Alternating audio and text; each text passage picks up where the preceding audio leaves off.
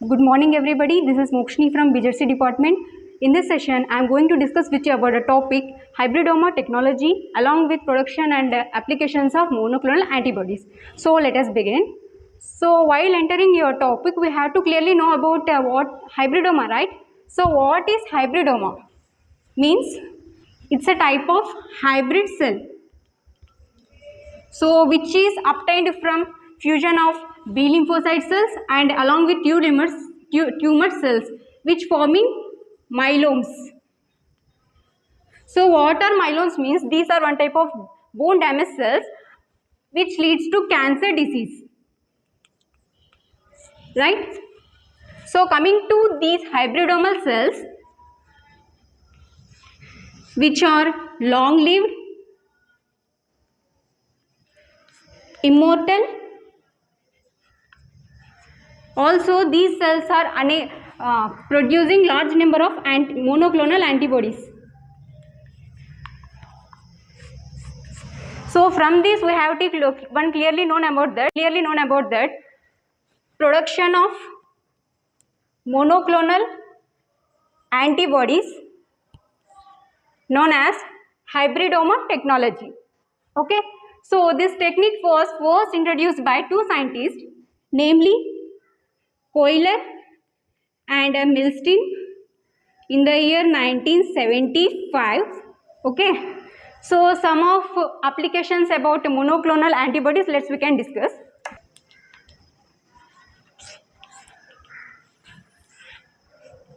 So these monoclonal antibodies used in different various types. So these are mainly useful in identifying antigen determinants, also in microbial agents, also in purification of viral diseases and detection of specific chromosomes, right?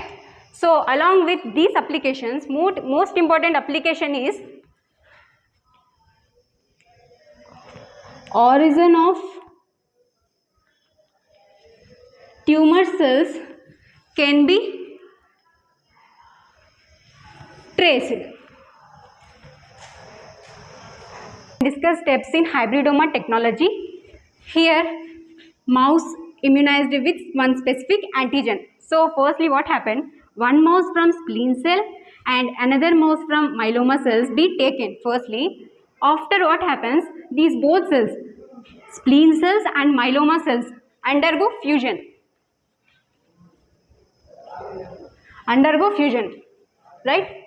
Now this fusion results in addition of hybridoma PEG, which means hybridoma polyenyl glycolate. Okay. So later what happens? There is the addition of HAT. We can be add, which means to remove unfused cells.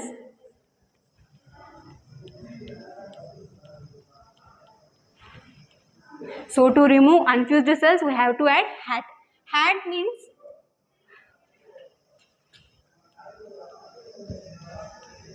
hypoxanthine aminopterine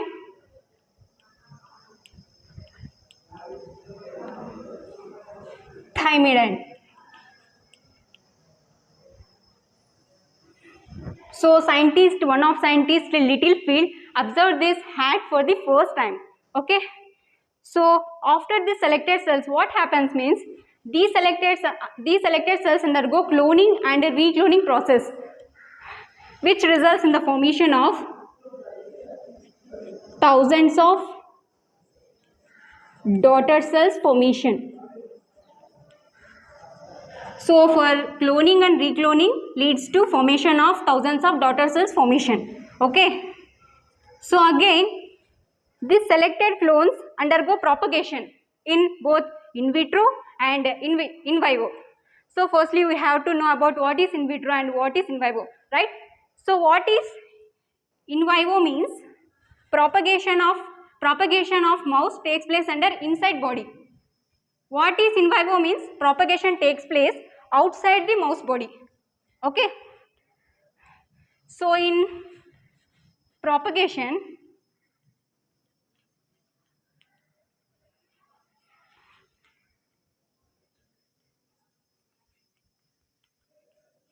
in vitro propagation, what happens means hybridoma cultured outside the mouse body. Also here we can check less number of monoclonal antibodies. It means there are no large quantities of monoclonal bodies production. Okay. So in vivo means hybridoma cultured inside mouse body. Okay. Here more number of monoclonal antibodies formation takes place. So we have to clearly note that in vitro propagation leads to large number of monoclonal antibodies production, which is known as hybridoma technology. Okay. So let us recall once and steps involved in hybridoma technology. So there are totally 7 steps involved in it. So in firstly what happens, one mouse from spleen cells, another mouse from tumor cells be taken. So in second step what happens, these both cells undergo fusion, which results addition of hybridoma PEG. We already know hybridoma PEG means polyenol glycolate. Okay. So after fourth step we have to add HAT, which means to remove unfused cells. We have to add hybridoma PEG to produce fusion cells, and we have to add HAT to remove unfused cells. Okay. So in fifth step what happens, this both selected cells undergo cloning and recloning, which results in the formation of hundreds to thousands of daughter cells formation. Okay. So in finally what happens, this selected clones undergo propagation in both two, in vitro and in vivo. What is in vitro means propagation can be done outside the mouse body. What is in vitro? In vivo means propagation can be done inside the mouse body. Inside the mouse body, more number of monoclonal antibodies be produced. In vitro, there is a less chances. It means a less quantities of monoclonal antibody produced. Okay. So this is about hybridoma technology and production and applications of monoclonal antibodies. Hope you understand, guys. Thanks for watching.